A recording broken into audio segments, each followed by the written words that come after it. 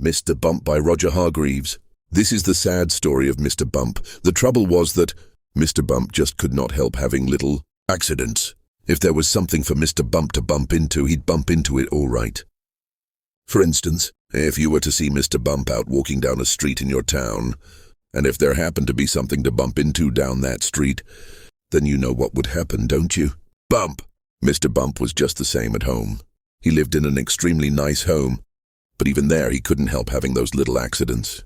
For instance, one morning when Mr. Bump went outside his house, he noticed that the chimney pot had come loose in a storm the night before.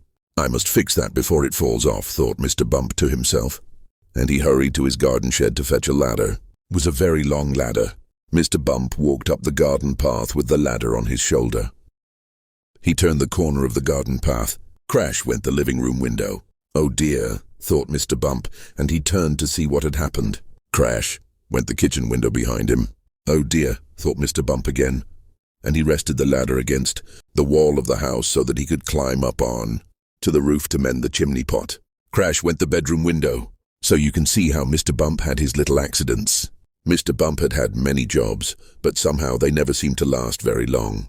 As soon as anything got lost or broken, or splintered or chipped or snapped or cracked or torn or burst or wrenched or crunched or split or slit, Mr. Bump got the blame. For instance, when Mr. Bump worked on a farm, he tripped over the farm dog and spilt the milk, which he was carrying for the farmer's wife, and which the farm cat lapped up.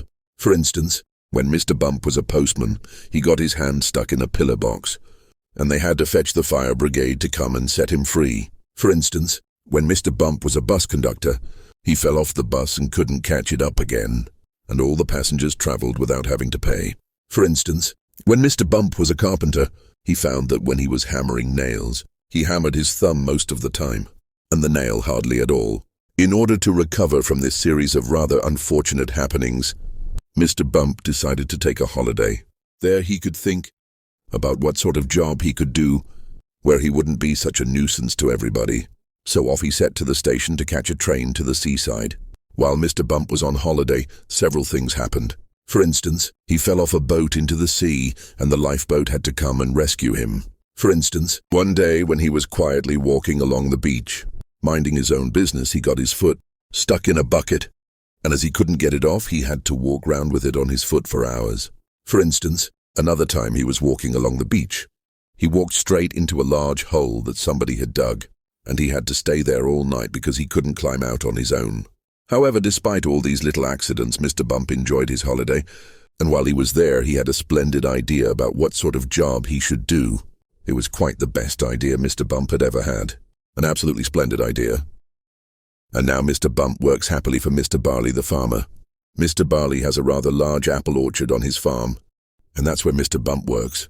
Mr. Bump's job is picking apples, but he doesn't use a ladder to climb up the tree to pick the apples like other apple pickers.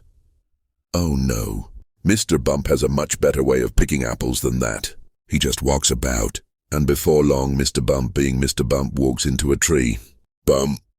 And down falls an apple, and Mr. Bump catches it. This makes the job of apple picking much easier, and Mr. Bump is very pleased about his new job, and Mr. Barley is very pleased about his new apple picker. So you see, the story of Mr. Bump isn't such a sad story after all. And if you ever bump yourself, you know what to do, don't you? Go and eat an apple picked by Mr. Bump, and then you won't feel your bump at all. You'll remember that the next time you have a bump, won't you? Good.